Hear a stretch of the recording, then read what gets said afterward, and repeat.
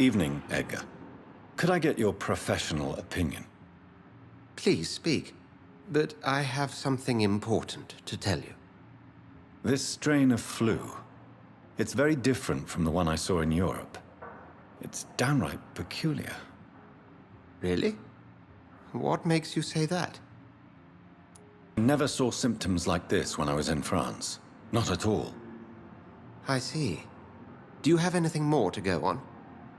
This disease spreads and looks like the Spanish flu, but its effects differ greatly. The London strain is different from the continental one. This is very interesting. Did you find something else? Yes. Unlike the flu, the infected begin to show an increase in outwardly aggressive behavior. More than simple agitation. Once docile people become violent. You mean like rabies? Is there a chance we could create a vaccine, Jonathan, like Pasteur? By the stove, that would be smashing. There's a lot we're not seeing here. But it is spreading, and quickly. If we don't act, the whole city could be lost. But Jonathan, we've a fantastic opportunity sitting right here in front of us. A weapon of choice. What on earth do you mean? Why, you, my dear boy.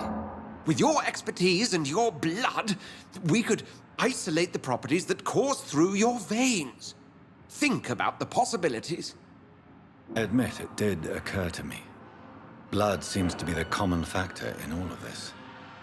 I totally agree. We're in uncharted territory here. Maybe it's just wishful thinking, but imagine the possibilities. We'll discuss this more later.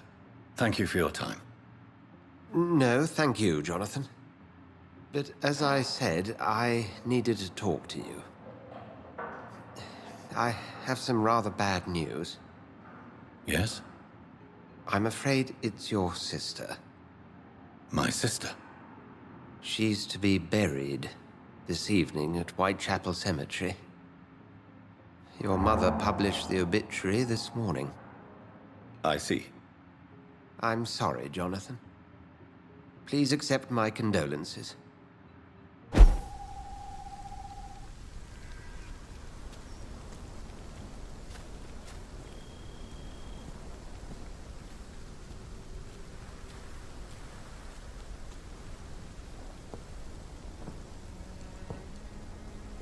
I am the resurrection and the life. He that believeth in me, though he were dead, yet shall he live. And whosoever liveth and believeth in me shall never die. We commend merciful Father. The soul of our sister departed, and we commit her body to the ground. Earth to earth, ashes to ashes, dust to dust.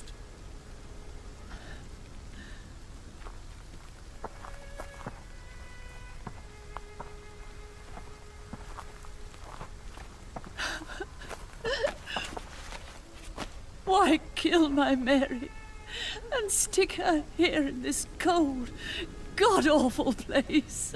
These are the legal requirements for the epidemic, madam. Oh, Avery, I feel so tired. Please take me home. Yes, madam.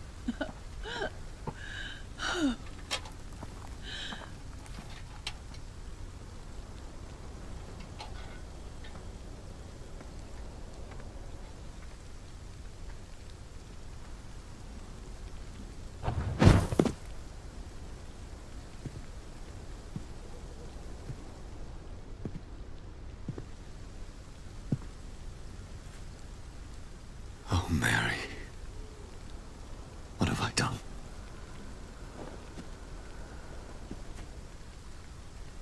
If I could only change one thing.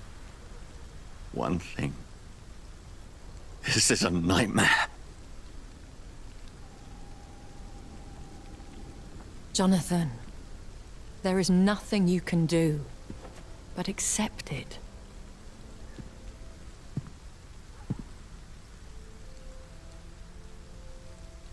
What brings you here? I thought you could use the company. I am so sorry for your loss, Jonathan. A vampire, crying over the death of a loved one. It sounds like a bad joke. No, Jonathan. She was your sister. And the pain of her death, the hunger that killed her, will stab at you for years. It's important to cry for those you love. She had been scouring the most dangerous parts of London in search of me. And it led to her death.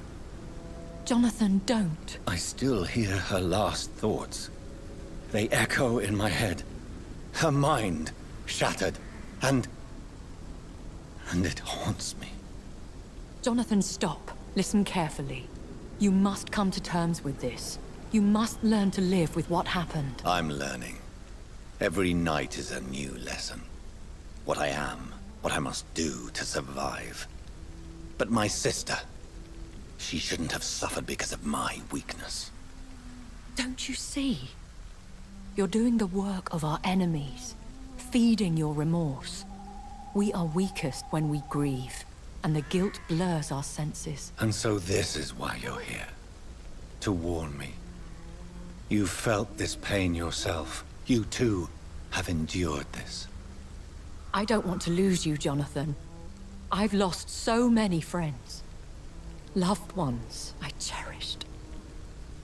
Pray for Mary's forgiveness, if you must. Thank you, my lady. I will. Good. But be careful. If I found you here, others may too. What should I do then?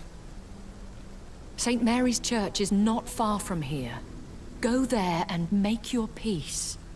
Find the solace you need. My lady wants me to confess. No, Jonathan. It's you who wants to confess, I think.